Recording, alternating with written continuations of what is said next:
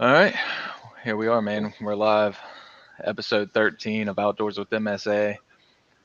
Uh, for the people who have never listened or watched our podcast, can you explain what MSA is, how it got started? Yeah, Military Sportsmen of America was founded by five vets. We all had the same two common interests, which was being outdoors and serving our country. And when we came home from Iraq, Afghanistan, we found that being outdoors healed us, and if we thought it could heal us, we figured it could heal other vets and first responders. And so it's what we've been doing since 2019. Yeah. So along those lines, first off, what's your name? Because some of these people don't know who you are other than AJ right now. Anthony Jones is my name. President, Military Sportsmen of America, and co-founder. Uh, Live in Birchville Springs, Tennessee. Okay.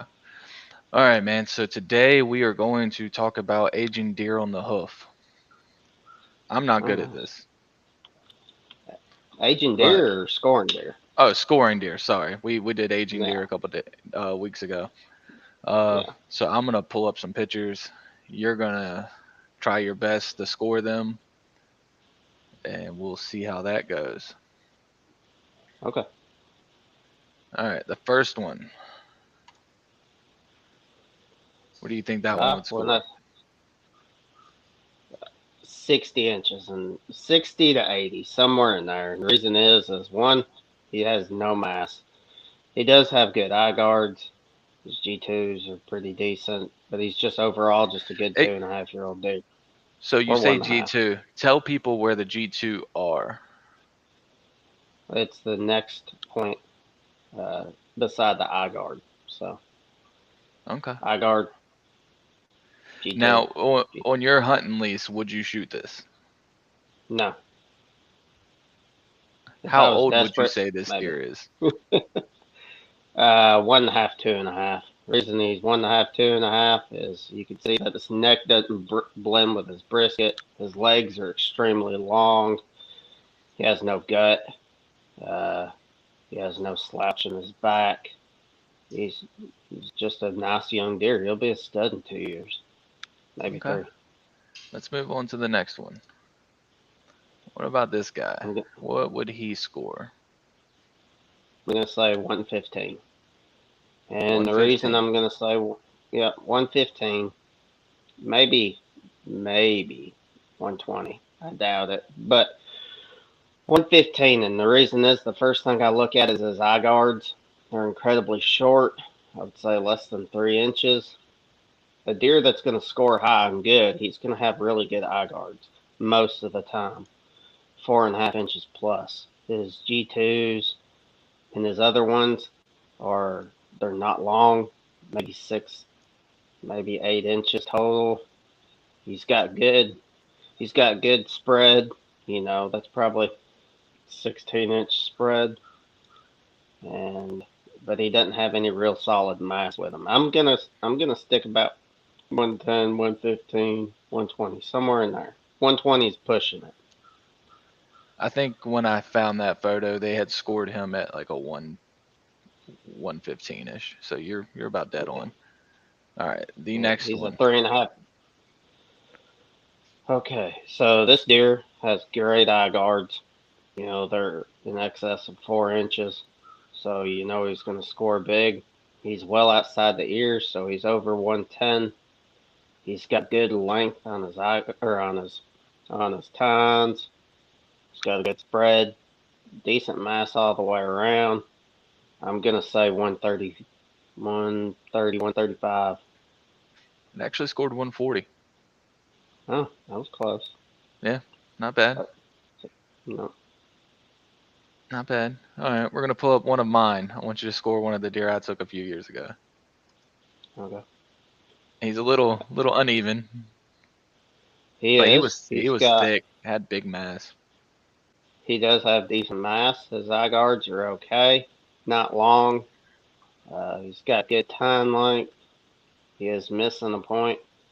I would say 105. 105. 105. I Yep. never had them scored, so that sounds. If our buddy Tad hadn't shot that one on the left off, call it one. He would have easily, would have went 108, 110 somewhere in there. Yeah. And So then one of the other vets we took out, he got a nice wide buck. It had some decent mass to it. Not a whole lot of points, but just nice. What do you yeah, think of that one? he's missing some points. Obviously, like you said, he does have some pretty good mass. I remember carrying this deer off the side of the mountain, had to drag him. Uh, Yeah. he's missing some points, so that deducted some. I would say uh, somewhere around 110. You know. So this one and this one were both taken within 100 yards of each other on different days, and they were both missing. I think these two deer were just going at it Oh, that's right there very before. possible. I mean, they were both. I mean, they were both killed what 200 yards from each other. Yeah, Uh, I would say they definitely. I think that deer that he killed was like 4.5, and the bro. buck that you killed was around 3.5. So both good deer. Now this last one, I mean, I don't know how you're gonna score it, but I want your just honest opinion on how you score this one, okay? All right.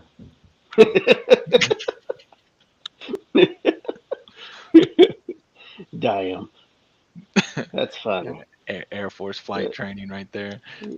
Right. Oh, okay. So we went over scoring and what you thought. Yeah. When you see a deer walking through the woods and you see that it has a rack, before you start shaking and getting buck fever, what's the first thing you look for to see if it's a shooter? Maturity. So the first thing I'm looking for is gut, back swag, neck to brisket, then horns. I start from the back and work my way to the front as soon as I see them. If I have the time, if I don't have the time, then and it's just I'm gonna only have about a minute to less. And it's immediately looking at the score of the deer. Just is his horns outside of his ears? Is he big, bulky? Does he look filled out? That's what I'm looking for. So we were really pushing our t-shirt raffle, which is wrapped up. Yep. We have a new one going on, Yeah. and let me find it. Here it is. It's a Mossberg Patriot 350 Legend that we're raffling off. Uh, it's $10 a ticket, or 3 for 25, 15 for 100. You can pay via PayPal, or if you're close to Abernathy, myself, or one of the other names on the list, you can pay cash. You don't have to be present to win. All the money that we raise for the trip or for through this raffle is going to pay for some outfitted deer hunts this fall. Uh, and it's just part of our big deer slam that we try to do every year. So uh, it's really big. Have a lot of fun with it, and so. But anyways, you can send your money to our PayPal, Military Sportsman of America 1 at gmail.com. Once you do, we'll give you your ticket number, and make sure you put your phone number on the PayPal so that way we can call you when your name's selected. All right. One of Oh man, I've got sorry everybody. I'm still trying to figure this out. I'm clicking on different things. Uh, one of one of our vets got their shirts on Tuesday. Old guy heard. That's awesome, guy. Hope That's you like awesome. it. I haven't got mine yet. I'm still waiting. I hear they're comfortable. I hear they're nice. Oh, they're amazing, man. This is actually one of our old shirts. It our my wife decided to tie dye my new shirt, so This is one of the just old ones waiting as for. well. The dry fit. It's That's our retro. That's our retro retro, shirt, man. old The school, first shirt ever. Yeah, old school. I like it. old school. Right. So we've gone over that. Gone over the grading the deer. What do you think? about Oklahoma and Texas coming to the SEC. I can't get over it. I mean, I know it's not until 2025, but I'm not a fan. I'm not a fan. The traditions, the college football in general is going away from traditions. It's more about money. I foresee the SEC probably breaking away from the NCAA. It wouldn't surprise me if you see 30 to 40 college football programs come together and create their own league and play for a championship. That's just my opinion. But you do bring back the traditions of Texas A&M and Texas going Yep. together, Oklahoma, Texas A&M, Arkansas, Arkansas, Texas. Texas. Yeah. Those are very historic games.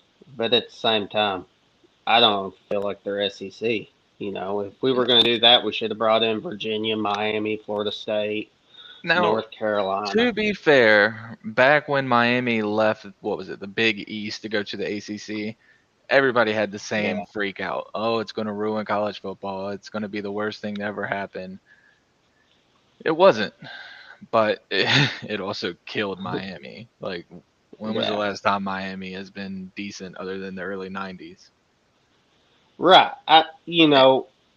Miami is they're a good Power Five school. They've been 8-win season, and there's nothing wrong with that. I don't know if we're ever going to be close to Miami going to the college football playoff, uh, but it's possible. I could see it happening And, as and you're what's right, his guy. name It keeps is leaving. going to change the entire recruiting dynamic. And with the new NIL rules, I mean, the That big was schools are stupid. just going to stay big. That's all that's going to Yeah, happen there. Nick Saban owns like 6, 7 different car dealerships, so he can offer them all different. Like it's right.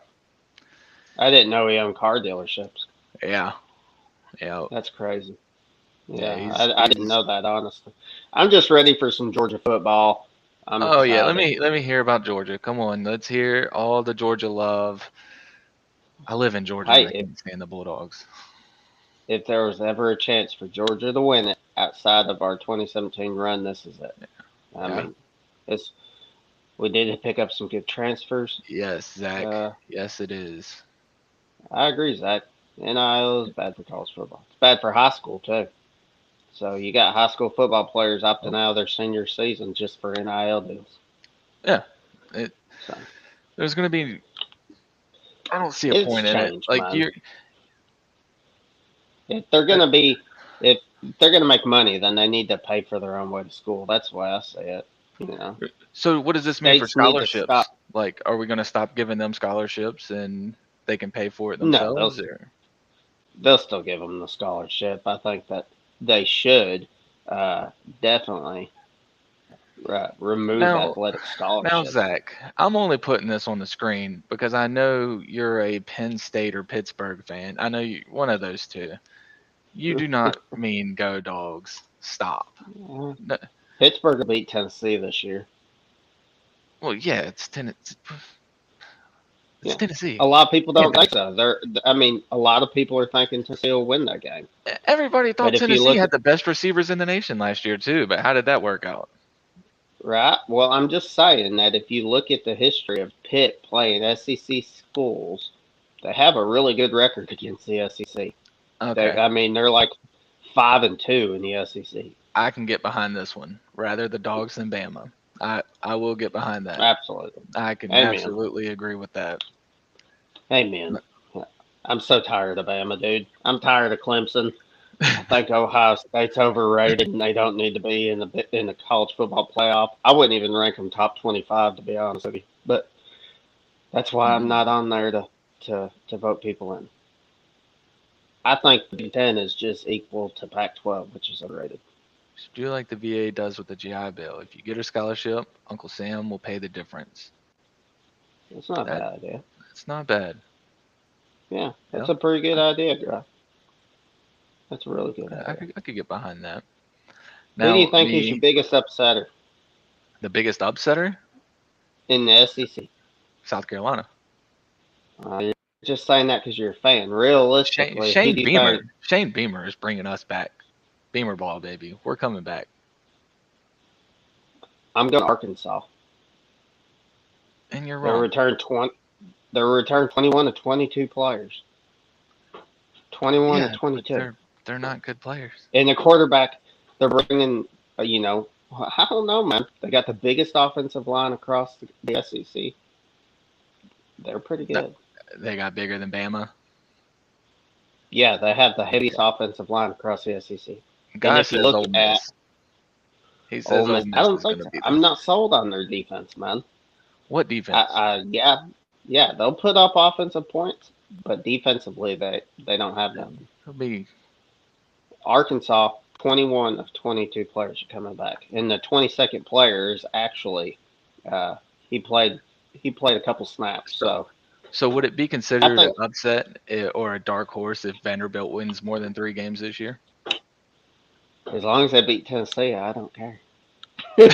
I hate Tennessee, man. I hate them so bad. I hate their obnoxious fans, dude. Every year, if Eh, there was a way I could send you a picture of what Tennessee's season is, I would send it to you right now so you could see it and Oh share yeah, it to the whole. Oh yeah, yeah. I need to Eh, send it to you. I need to figure out how to do this. I don't know if you can put a picture up. I think I have all the power here, Yeah. and I have to put them on before we get started, or else I don't know what I'm doing. Oh, well, that sucks. I'm excited But about today's guest, though, man. It's gonna be yeah, good. Oh Penn yeah. State fan, yes, Flash. Big Ten fans in general. Like I get it, you guys were great back in the day. Michigan is Yeah. the highest winning team in NCAA history, but Not for the past 10 years. not exactly. It's just like the end of like, what have you done for me lately? Right. But I agree, Penn State fans are the worst, mainly I think because I talk Indiana. about Penn State fans all the time. I think Indiana wins the Big Ten this year. Legit. They did good last year. They returned their quarterback. He beat Ohio State last year. Oh, I honestly think. here's one: Liberty or Coastal Carolina? Because didn't they put Coastal Carolina in the top 25 this year? Well, Liberty's my alma mater, and that makes me very mad that they did not put Liberty at top 25. Liberty is returning a boatload of players. I think they honestly are one of the most underrated college football teams this year. It would not surprise me. The only game that I honestly think that they might struggle in is Ole Miss, and that could be a barn burner between both schools. It could be a 50-point game, or it could be a low scoring game. You know, I really think Liberty is gonna. They have a potential to go undefeated and be not Power Five school undefeated in the top 10, playing for a Big Six game. Yeah, I just wish they would go to the ACC. go Flames. Who is that? UAB? UAB. Isn't that Hey, the? that UAB game is going to be a good game. I'm actually go watch them. Yo, you're gonna It's go only to an the hour game? and a half, 2 hours. Yeah, it's only like an hour and a half, 2 hours from here. Oh, okay. Yeah, I, I'd rather. I wish the MTSU Liberty game was at Murfreesboro because I'd go watch that one too. But I'm glad that they're getting that some was outer conference games this year. Last year was fun with the all SEC conference or schedule, but that's the SEC just beats each other up too much. It's a well, slaughter. I mean, it's the closest thing to the NFL. You know, so it's just if you look at like the Packers division, that whole division just beats the living daylights out of each other. Or the Steelers division, they beat the crap out of each other too. Yeah, I did see that guy. So, uh, it just it's just good homegrown football, man. It's changed and evolved over time, but the SEC is where it's at. Yeah, man. They So might the as well just last make it a four go. SEC team playoff. Oh yeah. What do you think about them adding 12 teams? Madden 12 teams. I don't play Uh, PlayStation or not. no, I'm talking adding 12 teams to the playoffs. Oh, adding 12 teams. Oh, Yeah. I thought you said Madden 12. No. What? Adding 12. I think adding 12 is good. Really? Personally, I see it eventually expanding to 25 teams. It's all about money with Oh, okay. NCAA. All right. Makes sense. If it's all about the It makes money, sense. but there's not 8 teams that can compete. At most, there's Doesn't 5. matter. Big dollars. That's all that matters. If Money there's a wins. potential, Money if there's wins. a potential for a number one Alabama, or say Alabama would be the one team that gets a bye week for the 25 top 25 playoff. They get a bye week. So number two Clemson plays uh Coastal Carolina. 8-4. Yeah. Okay, we'll say 11-1 Coastal Carolina top 25 team. And Coastal Carolina upsets Clemson in the first round. That's big dollars, man. So I mean, if you look at it and you look at the NCAA tournament, Madness. I Oh, mean, you got love that. Love the March love Madness. upsets, Yeah. love upsets, man. I do a bracket every year, multiple ones, and so I could see it turning into something like that. So Guy you just has a never know. Thank you, guy. We will keep up the. I think you were generous with good, but we'll keep up the work. And you Yeah, can. I'll send them a message. I guess I could have sent that to you in a I'm private sorry. chat, but um, I'm sorry. what? What are you sorry for? Well, I cut you off, man. I didn't realize you was reading it. Uh, I'm excited to do this. I'm glad that we have upgraded to video.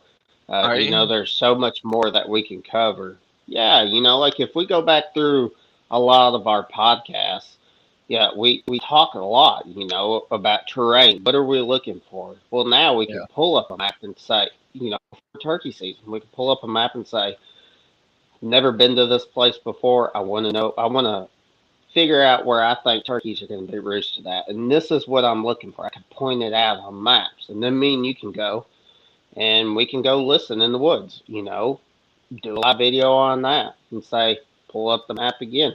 This bird's right here and we was off by 100 yards. This is why, you know. Or this bird is right where we thought he'd be roosted. Or we could point out funnels, pinch points, hollers, you know, terrain features. There's all kinds of stuff, transition zones, that Yeah. we can actually show our viewers, and that's awesome. hmm So the guest that we're going to be bringing on in here in about 7 minutes, dude has a wealth of knowledge that he's about to drop. Uh, I'm excited. I think this is probably one of our biggest guests yet. Not knocking anything to Dan DeWitt or Deuce Outfitters Ministry, but this guy's in the archery industry and he knows what he's doing and know what he's talking about. He's a big supporter of MSA. He's a vet, and I can't wait for him to come on. yeah, you want me to go ahead I and mean, send him an you can invite, bring him or in now. I was about to say Yeah, we've covered bring him our in. Our daily dose of bull crap. yeah you yeah. know. People are going to start telling us to just come on with a guest. Yeah, probably. But this is the first time everybody gets to see our beautiful faces. And no, we're not related. And I know some of you are out No, there wondering that. he's just my brother from another mother. All right, I sent him that, so he should be in soon. He'll be insane. Um, Absolutely. I got this. I did put this video on. I want you to age this deer. All right, it's All gonna right. mute. I'll stop it after about 15 seconds, but it's gonna mute us while it's playing.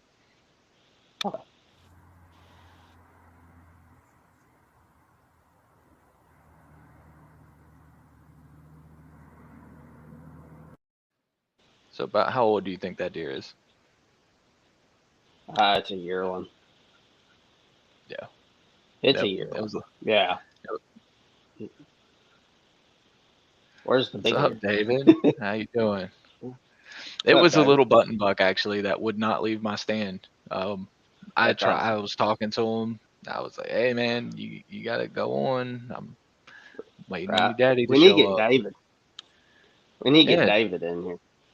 yeah, David. When are you Yeah. going to join us for one of these adventures? Yeah. For those of you who don't know, David French is our quartermaster. He's also a board member for our organization. Super Huge. good guy. So much help. He he does so much stuff for us, and Way, we can't way thank more enough. than what we deserve. Well, I Right. don't want to get his head too big. Yeah.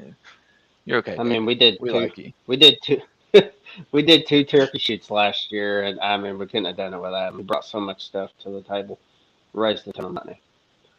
Oh So, yeah. Well, still waiting on Matt. Did he ever well, I say mean, what he liked to be called? Matthew, destroyer of soft tissue. I don't know. Just call him that. I'm gonna ask him when he gets in. Yeah, he might actually be waiting till 10:30, which is okay. I mean, it's just Hey, 4 minutes. So, he could be.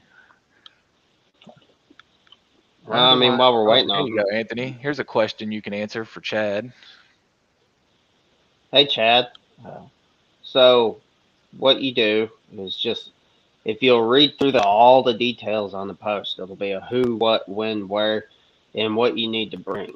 The Uh, post on you what? know, Tell him where the post would be. It'd be on the so Facebook page. our Facebook group page, which is Military Sportsmen of America, looks just like that. Can't miss it. Uh, just go in your search bar, type Military Sportsmen of America, click join. Uh, fill out the questionnaire, submit it. We'll approve you. And so when you see a deer hunt or a turkey hunt or Oh, any I think type I have of to sign up outdoor for that. activity trip, yeah, there's Oh, our well, website. that's for the website. If you want any of the, Yeah. well, you can't get this shirt or the one he has, but we have some new shirts on there. So, uh, so what you'll do is just find the hunt or the trip that you want to go on, read through the details, make sure you can go, comment the keyword, we'll assign a number to you, and then randomly call that trip live. So there's no question as to whether we're just a buddy system or if we're actually selecting random people, or not random people, but random vets, first responders to go on the trip. Uh, and if your name's selected, you get to go, man. So, and thank you for your service. Thank you for joining us. Yes, thank you, Chad. Thanks for watching. Um, I Hey, gotta at keep least we watching got some out. viewers. Yeah, well, You Anchor, know, when we were doing just the audio only, I feel like it was not telling the whole story because I would go through right? and it would be like six listens, 4 listens. Yeah, Well, thank you, Chad. I mean, it helps us just as much as we're helping everybody else. If I wasn't doing this, I don't know what I'd be doing, to be right. honest. Hey, I'm glad I put my foot in your butt to get this rolling, man. You really evolved us I as a I whole I organization. dragged my feet with this pretty heavy. Um, I, I mean, you got done faster than I thought you would. man, I'm not technologically sound. Like there's still so much more we could do. Like we could get somebody to make us an intro or an intro video, and it would Dude, be an much intro better. video would be awesome. Would I be know, awesome. And I not know. just That's you. that, I look forward to us getting cameras for each chapter, and start filming these trips and telling the Yeah. stories of the vets and first responders that go on the trips. So average Joes can see them and be like, wow, this organization is really doing a lot of work. And then we can bring those vets in and let them talk on the podcast, tell their perspective of the story, not just off of the video of their trip. Oh yeah. Yeah. I like So, bringing in the guys who have been on hunts. It's always a good story. Oh, love hearing how they made a lifelong friend on the trip. yeah, absolutely. I mean, well, our Tennessee chapter captain plus Darren Seals. I mean, he's a vet out of Arkansas. They're lifelong friends now, and they met each other last year on a duck hunt out of Arkansas. Best Oh, friends. Darren comes to Tennessee all the time. I think Jonathan and Darren or D-Ron. drove Oh, all the way to Oklahoma and picked up a truck. here he is. What's up, gentlemen? There's the man. Oh, no, I'm Hey, not. Mr. I don't Matt. want to be the big. There we go. That's the view I wanted. So I Okay, didn't nice ask you antelope. yesterday, Matt. Do you like Matthew, or Destroyer of Soft Tissue? just Matt's fine. Just Matt. Okay, we can Yeah. go with just Matt. Good morning, Mr. Matt. How are you, sir?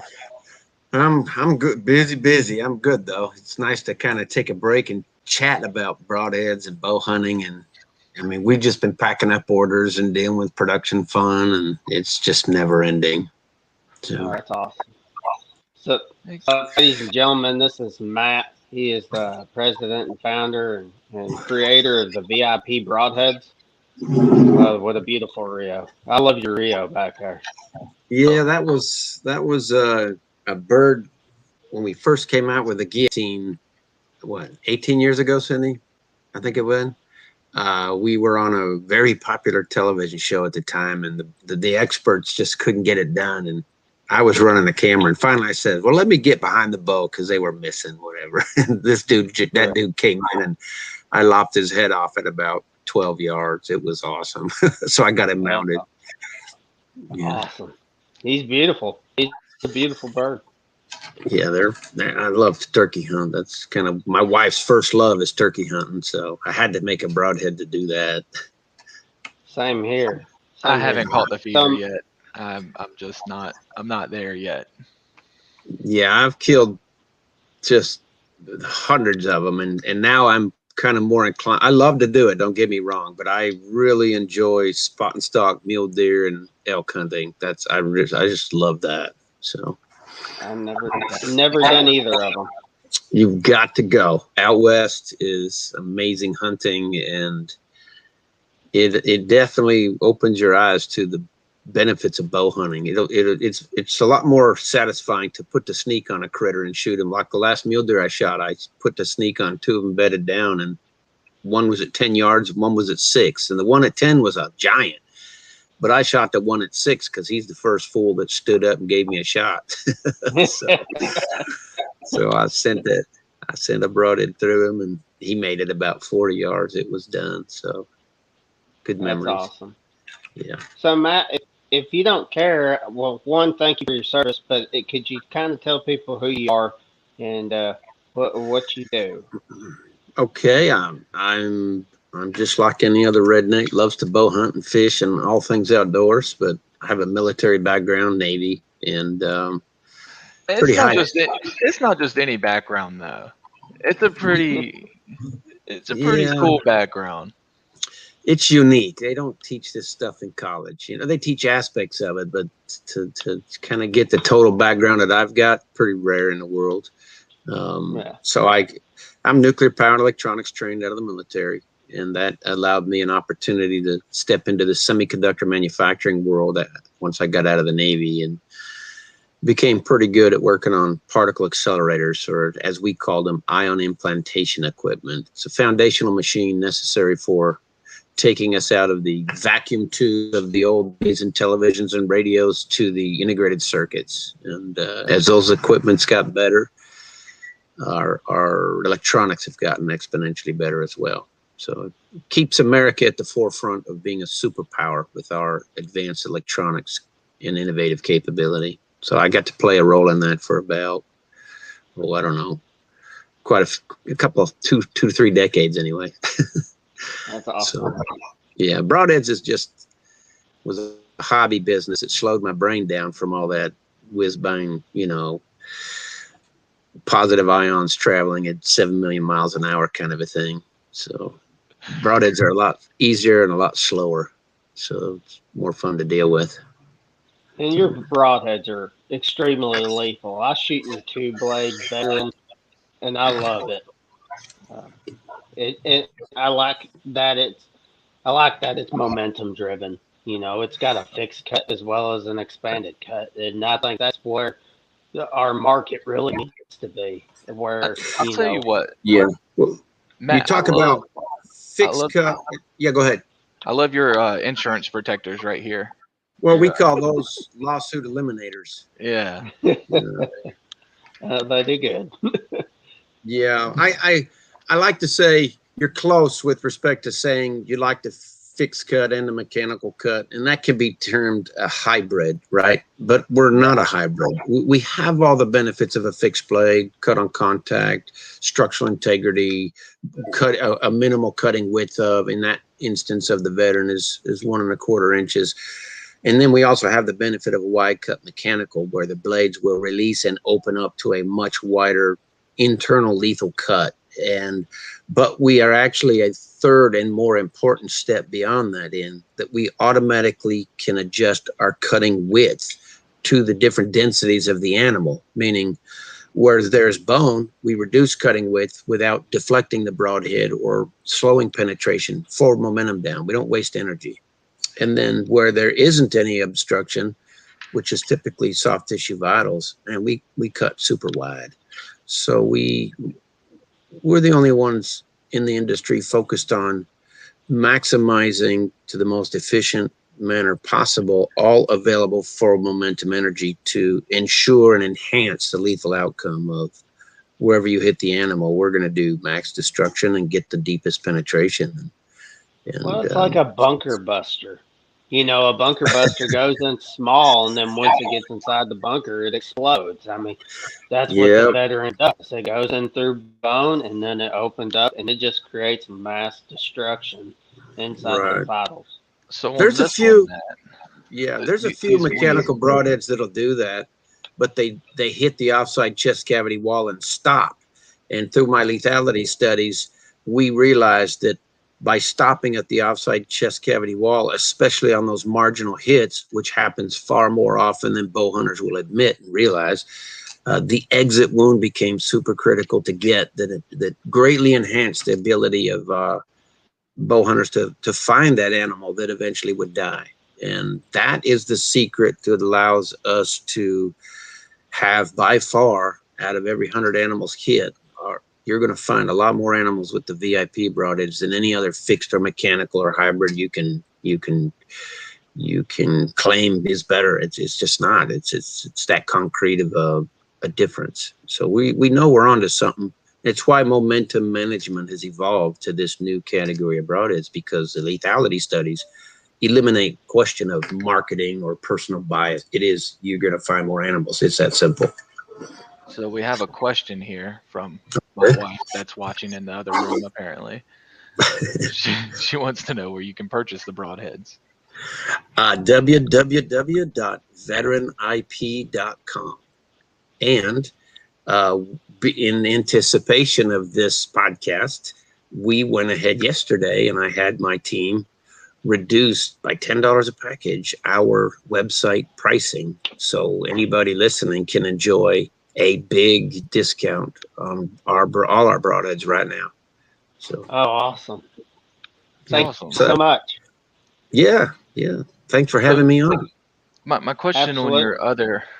your other one here, what was the thought process behind the wings here? Because the locking mechanic, when I first played with it, took me a Yeah, second to figure out. But once I figured it yeah. out, I was like, ooh, I like it. Now hold that real close to the camera if you would, and I'll show you a little mistake. Yeah, I can see how your cutting edge on your rear blades is angled forward a little bit. Yes. Mhm. Pull them, grab one of those blades and just ease it backwards a little bit, and you hear a click.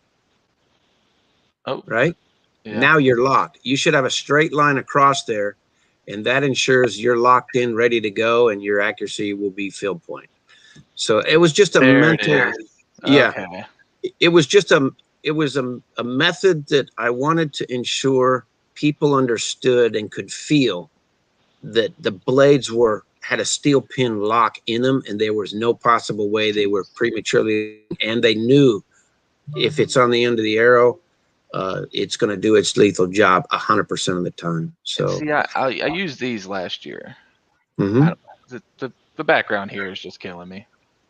Yeah, you got to hold it in front of Anyway, your body. There you yeah, go. there we go. Anyway, they never. Every time I pulled one out of the quiver, it was never locked in, even though it claimed that they would stay locked in through bump test and this. Yeah, It was I don't, you know, I just took every single dynamic potential fail mechanism from out of your truck, handling them into your quiver, through the woods, up in the tree stand, wherever you're hunting, and on a horse backpack up in the Sierra Nevada mountains or the Rockies, on an extended trip. I'm just not a fan of plastic. Plastic fails, and it's a consumable item, and it's what you're playing is you're balancing friction, right? There's a frictional balance with respect to capture versus deploy. It's an energy consumer as well. Initially, my 2-blade veteran that you've got there, I also played that balance game with friction with respect to the red ring being grab fur and hide and pushing backwards and the blades to open. And that's why ours have a 1 1/4 inch cut, because, man plans and God laughs. And I realized sometimes they're just not going to open. I fell within the same 2%, 2.5% of not deploying because of that mechanics, right? What I did eliminate completely was, because it's aluminum ring, not plastic, we never had premature deployment. It's impossible, right? So I did solve half the equation. If you pick up the combat veteran, you'll realize I eliminated the external frictional type of blade release mechanism. So now when you penetrate that animal with that 4-blade, it is the actual compressive forces on the 2 main blades that unlock the steel pins from the rear blades, and everything just opens wide open after that with our own energy. We don't remove it from the penetration distance potential. And they say, well, you're still removing energy from the system. You can't claim that. I said, well, if you look at how a broadhead works, there is a length to width ratio or mechanical advantage to the broadhead. So if you have a mechanical advantage of value of X, for example, if I'm compressing my main 2 blades cutting width during that penetration process, I'm reducing my mechanical advantage, those milliseconds or microseconds, as I penetrate that next millimeter distance. So I'm actually improving my mechanical advantage as I penetrate. So thereby, I am as near net zero use of forward momentum energy to deploy my blades as ever been invented before. So I'm as you guys know, my background, nuclear power, advanced electronics, as particle accelerators. I'm all about energy management. That's what those things are. So I just apply that same energy focus on managing the finite amount we have when we have an arrow. The knot leaves the string, and you're just decelerating from that point on. So let's maximize efficient use of it. So we have 2 right here. Why is one so much longer? Well, this one's not your other one. Yeah. But I've noticed on most of your broadheads, you just got this really long nose. Yeah. We kind of touched on that in a prior conversation, that there's a few factors that go into that. And the primary one is accuracy, obviously. If your broadhead's not accurate, then why shoot it, right? And why compromise on hitting within a 6-inch circle when you should be hitting the same place as your field point within a 1-inch circle?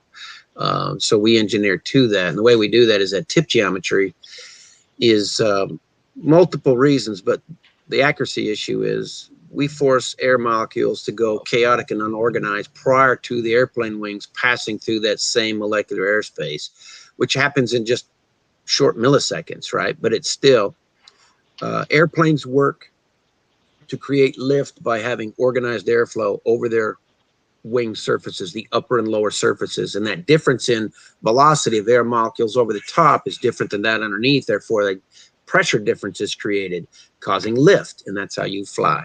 Same thing happens on a broadhead. So I don't want organized airflow. So my tip geometry makes it go chaotic and unorganized. So whatever pressure difference there is across what little planar surfaces I have when my blades go through it, I can't create enough or any appreciable pressure difference. So no lift, and I go exactly where my field points go. And unlike all other broadheads, as everybody's experienced in the evolution of fixed blades, especially, and the advent of the mechanical, and why more and more people shoot mechanical, is for every factor of 1 you increase velocity, you exponentially increase the coefficient of lift of a planar surface. So the faster you shoot everybody else's broadheads, the more likely you're going to run into a larger dispersion pattern of your broadhead compared to your field point because of that lift generability. Or in the terms of mechanicals, you actually see some mechanicals out there that have a lift creation problem, and they're not identical to a field point. But more importantly, as the launch energies go up, you have premature blade deployment, things of that nature. So David French has a question for you. Okay. Which would you recommend for a crossbow? All of our broadheads, just for the very reason I told you, we are engineered. The difference in our broadheads and anybody else is the faster you shoot our broadheads, it doesn't affect it. The better we perform, because we're engineered for those higher velocities, those higher impact energies as well. Every factor of one, you increase velocity, you square the resistance of the medium you're trying to penetrate, whether it's an animal, or if you experience jumping off a bridge into the water, right? If you're 20 feet up and it's hot summer day, everybody's jumping off that into the water, having fun.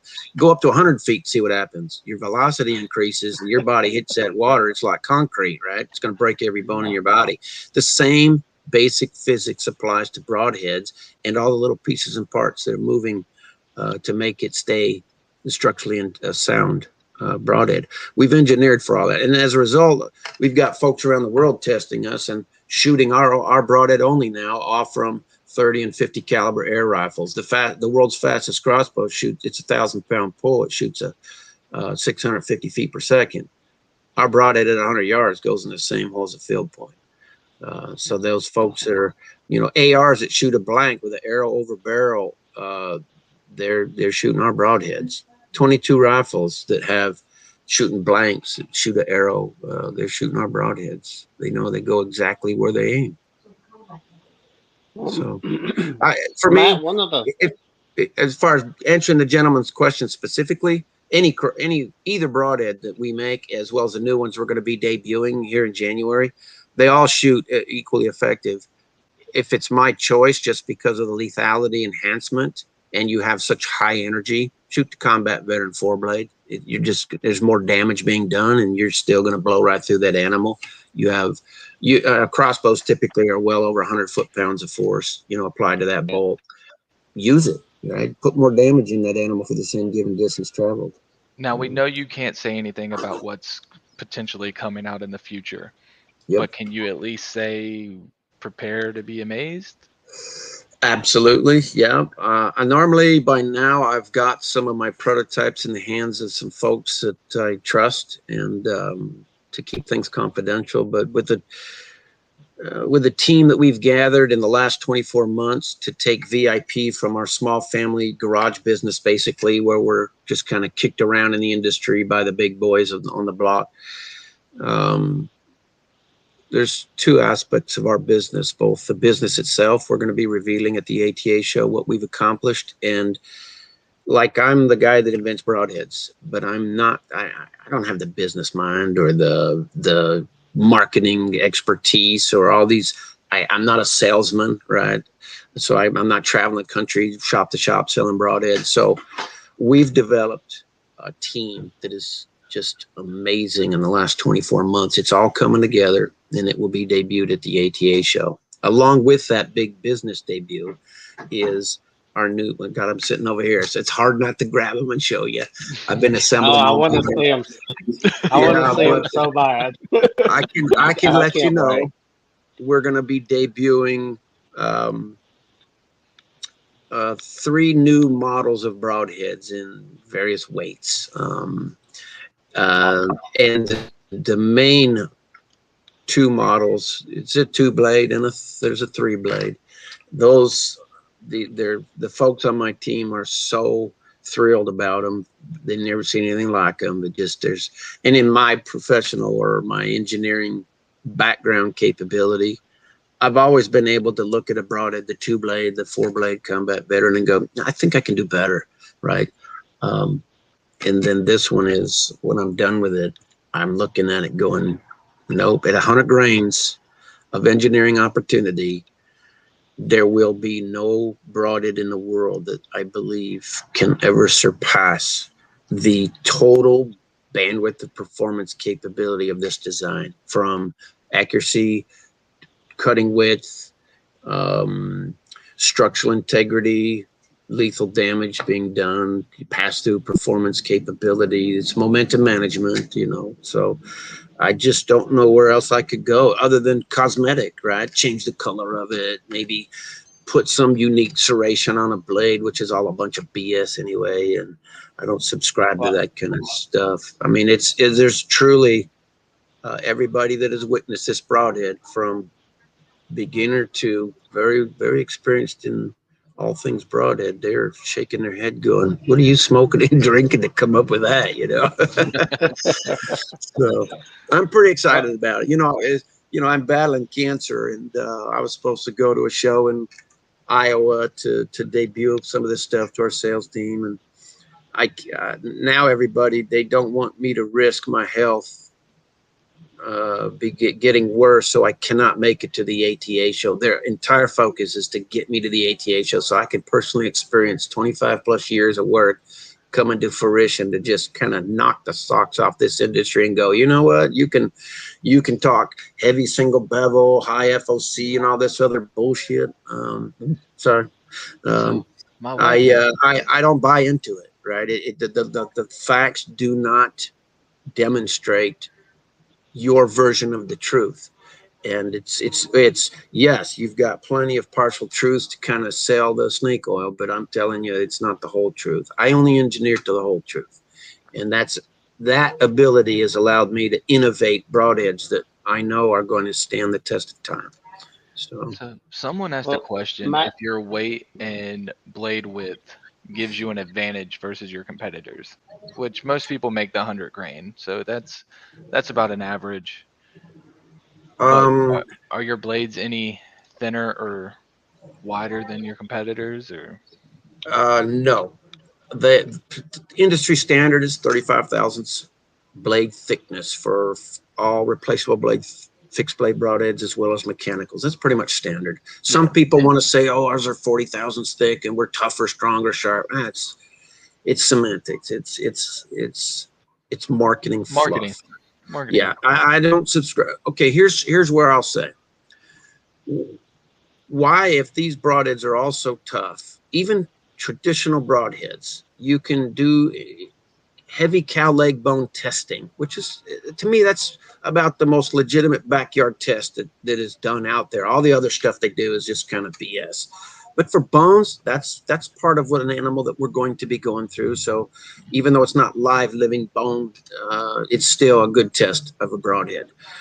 And all these broadheads, they don't even penetrate. They'll destroy at impact. They'll penetrate the first layer of the bone. They won't go all the way through. But you pull the broadheads out, and they're destroyed. Blades, everything. Yeah. It's because they're rigid, right? Rigid is good to a point.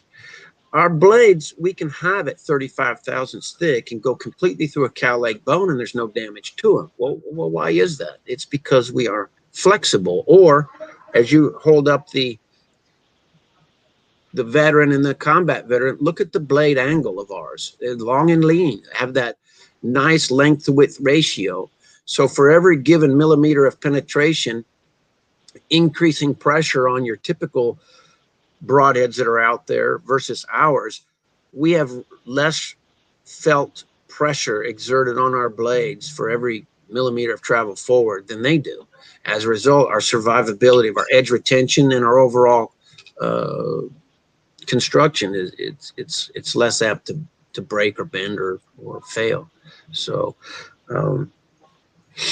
yeah, it's there's a lot goes into the broadhead engineering that most people want to focus on one or two aspects and claim this is a better widget than the next widget. I don't do that. I look at every single dynamic influence of design and performance need, and then that defines a bandwidth of operation you have to engineer within. And I balance those differing individual item bandwidths to have the most overlapping and largest success rate. And engineering for the future, not just for today's bow velocities and arrows and all this fun stuff that launches them, but it's, as we discussed earlier, my minimum goal is 1,000 feet per second, minimum, right? And we've easily exceeded even that. But it's just hard to find things out there that are safe to launch an arrow over 1,000 feet per second. We've had them. I'm not allowed to play with that anymore because it involved gunpowder and a redneck kind of a setup. And back then the neighbors didn't like the cannon going off, right? But I shot arrows out of a very long barrel, 100 yards, to check for accuracy at those high velocities. And we were plus or minus 1,000, depending on temperature, humidity. Did we have wind? Or, because normally I like to shot it when there was no wind, which was early mornings and sunrise. And, I think they'd rather have that rooster wake them up than me launching that thing. Kaboom. So yeah, it's in an hour or two podcast, there's a lot of ground to cover on broadheads. I can't cram 25 years into it, but those people that believe me, they try us and they really like what we do. And those people that don't believe me to the extreme will have forced me into legal review. And in legal review, we destroy their claim of being an expert on the subject of projectiles, broadheads, and arrows and lethality in about less than 5 minutes. So, we're influencing game laws in a positive direction. Everybody else is trying to influence game laws to narrow the bandwidth of opportunity of people by speaking half truths and this and that. And it's not good for the industry. So, I don't subscribe to that. Yeah. So anyway, got anything else, Anthony? Is he muted? He sounds muted. Yeah, you're muted. There we go. There he is. Yeah, sorry about that. One of the main things that I wanted to hit on is that you're a vet. You served your country.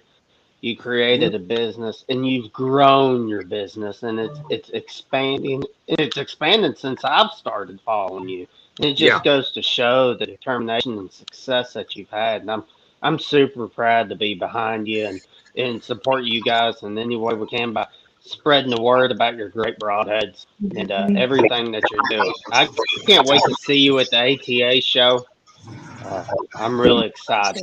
Well, we appreciate we're hiring veterans as well, and we've got an Army gal that was retired, and she came out of retirement to work with us, just assembling. And when we get our brand new facility, built, we're going to be hiring a bunch more people to keep up with the growth that we've implemented this year, and we're really stoked about it. Like all things, it just takes time and persistence, right? You just got to get up every morning and have that long range vision in your not only my engineering and innovative efforts. There's a lot of fail, right? I mean, you get up, you just don't hit a home run every time you step up to the plate, but you learn something. And then every day you just apply what you learn and overcome the obstacles. And next thing you know, I pinch myself at where we are today and what we're about to reveal to the world. And the other aspect is, I'm pretty patriotic. I'm not some special forces guy. I don't have Purple Hearts and Bronze Stars and all that kind of stuff that a lot of people kind of gravitate towards in the business environment as some legitimacy. I'm just a regular enlisted sailor, right? 7 years under Reagan, no wars, no nothing. But my background offered up an opportunity where the Army and some civilian company that makes stuff for the military had a need for my skills, where I went and applied them, and that ended up in combat in Afghanistan. So I have a massive respect and a far deeper appreciation for all those people that have been boots on the ground, right? It's a big difference between sitting in the comfort of a ship and launching missiles, over the horizon, versus boots on the ground, and they're trying to get you every damn day. And so this is why when I came back from Afghanistan and we decided to get my mind right and have it focus on broadheads instead of other things, we decided to move from aerodynamic solutions hobby business, which we had for all those years, to veteran innovative products, and apply um, respect and honor back to everybody I served with and everybody who's worn a uniform by naming our first broadhead the veteran, right, in honor of them. And then the combat veteran, it was a more lethal broadhead. And so I decided to call it the combat veteran out of respect for exactly those people who had boots on the ground. It just takes a whole nother level of commitment. And that's why these two new broadheads that we're going to come out with, I've called one of them the Ranger. I've got some Ranger buddies that I have mad respect for that I serve with, as well as from Vietnam era, and so I felt compelled to name that one after them out of respect for that extra level they go to. And then the new 3-blade is going to be called the Commander, and that's I had a really good commander on my ship, and it's just a reflection of me honoring my Navy background. So, but it's everything we do is, it's applied to the military and patriotism, and man, we're blessed to live in America. I promise you. Amen to Make that. one shaped like a crown and call it the Marine. It's funny. It's funny you mentioned that, because we're trying to name another broadhead that we're going to have. We're probably going to have it ready for the ATA show debut. And I was actually thinking about, because my experience with Marines over in Afghanistan was, man, they've earned that nickname Devil Dog, right? I mean, they've earned it. There's no doubt in my mind they earn it, they own it, they wear it, they walk it and talk it. And so I'm thinking about calling it the Devil Dog, just out of respect for the Marines. Because this is a broadhead from you my whole life. Yeah, that'll be my favorite broadhead. Yeah, it's just it's nothing fancy about it. Okay, it's I can't speak too much to the details of it, but understand nothing fancy about the Marines. There's nothing fancy about this broadhead whatsoever. It is put it on the end of your arrow and stuff's going to die. That's the same way you put a Marine on the ground and say go that way, they get it done. They just go that way and get the job done. And that's so it's nowhere near as fancy as my 3-blade Commander, but it is also a 3-blade. I'll give you that much. Awesome. So we're leaning towards calling it the Devil Dog. So the Jarhead, David. I see David Cagle chimed in there. The Jarhead. Hey, David, we actually put that on the table. So we should probably call it something like the Crayon Sharpener. Because they like eating crayons. So I don't know. We've had some fun with it, trying to come up with a good name. But again, I'm going to always go back to, I don't want to offend anybody, because I have a foundational, massive, mad respect for everybody involved, and especially folks like Marines and Special Forces. And when you're in the Brotherhood, though, you can crack the little jokes here or there. Hell yeah, that's mandatory, right? It's mandatory. So yeah, we have fun with it. So I'm gonna ask you guys questions now. Okay. You ready? Yeah. I'm gonna flip the script on you. All right, AJ, where are you gonna go hunt this year? For what? This year for just deer, I'm gonna hunt here in Tennessee.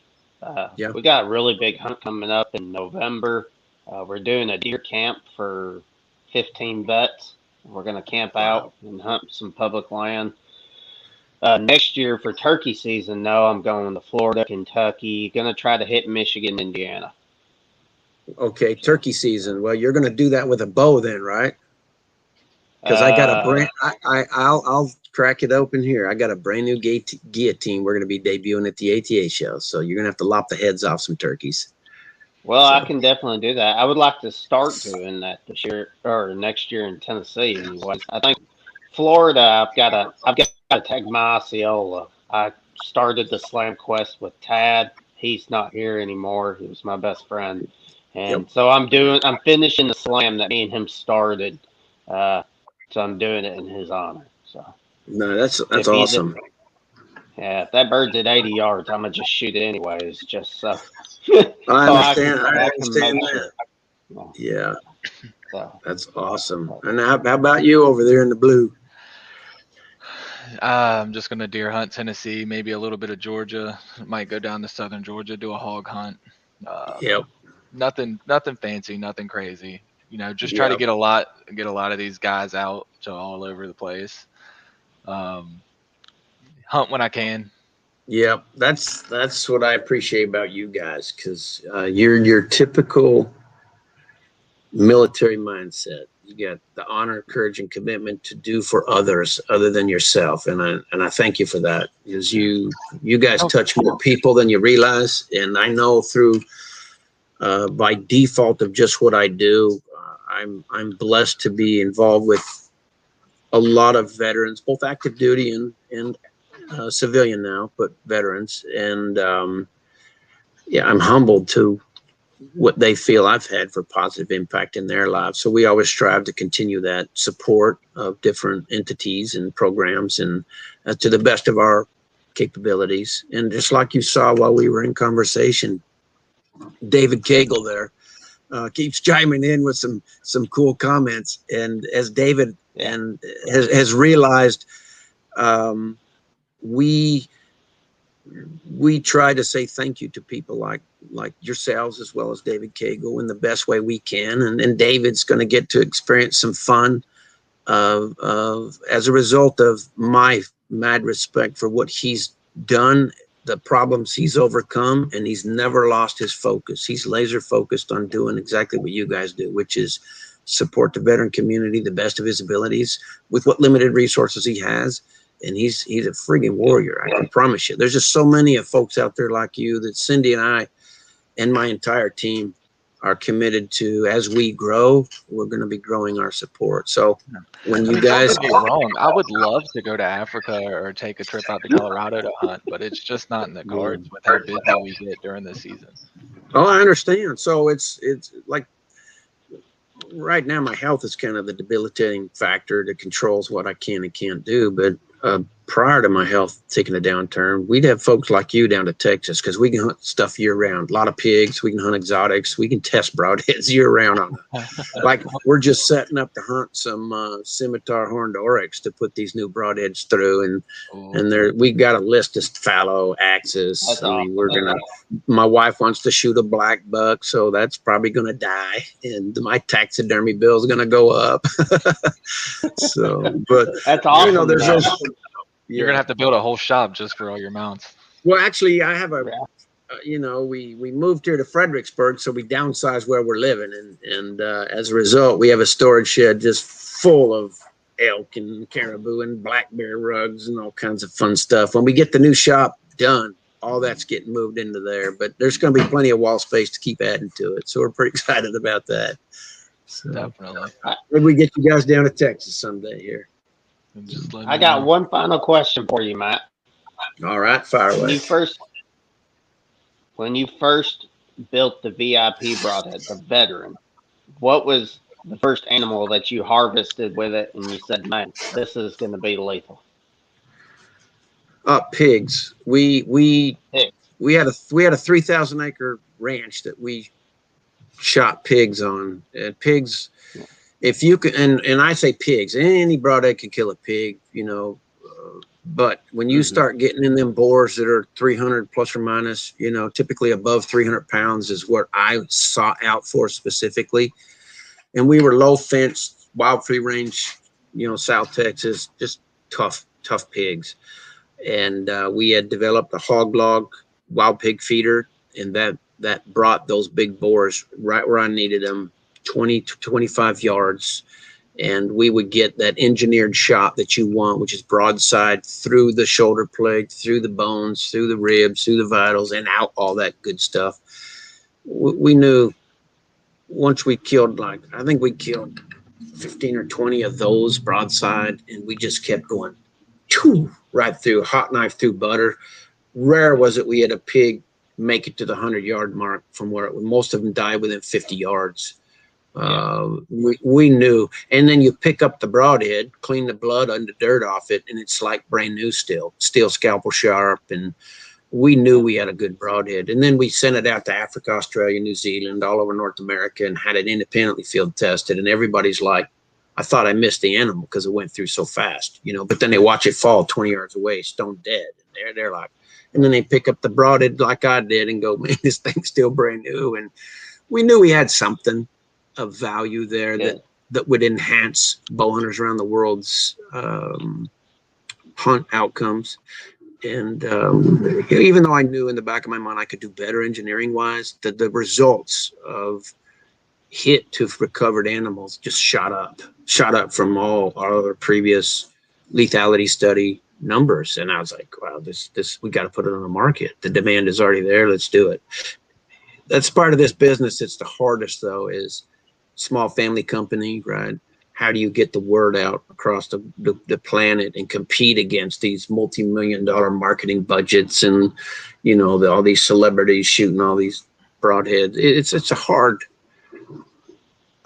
wall to scale, but the truth always comes out in the end, and the truth around the world is, we're Field and Stream. We were finally selected as one of the top 10 broadheads for 2021. The combat veteran VIP got a lot of recognition from that. In Europe, we were selected number 1. I got a phone call from a gentleman out of the UK and go, hey, they did their research, and that combat veterans number.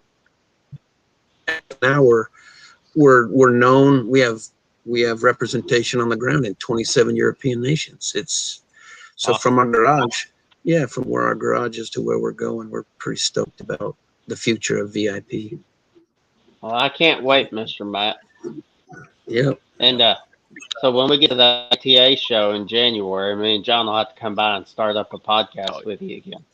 Come on, you're gonna see some pretty wild stuff that's gonna make you go. We got to come and look at the Ranger and the Commander, like it's and the new guillotine, and then I haven't locked the name down yet, but you'll probably see the devil dog there too. So amen. Yeah, we're gonna, and then not this year, but we're doing things well outside of broadheads alone as well. That's going to be debuted in 2023. So we're coming. So it's going to be fun. It's going to be fun. Well, Matt, thank you so much for joining us on our podcast today. We can't thank you enough. And just if you want to run some sort of a giveaway when you publish this thing, and to get more people to respond to your Military Sportsmen of America podcast and follow you, I'll support that. Just send me names and addresses of the winner. Give a couple packs of broadheads away. Matt, this was the first time we've done this format. And I know it looks like I'm looking everywhere, but I have a huge screen in front of me with everything, so I'm not rolling my eyes or anything. I'm just looking everywhere. But this is, and we actually streamed it live on 3 places, on YouTube and Facebook. Oh boy! Okay. So we were live. I didn't want to tell you so you didn't get the jitters, but we were live the whole time, so it's out there. And we do have a giveaway today. We gotta draw the winners for a custom-made grunt call that Appalachian Custom Calls made for us. Could you pick a number between 1 and 2 for me? 2. 2? That'll work. All right. Yeah. We're trying to grow our viewers, and so we're hoping that this live video form will pick up more viewers.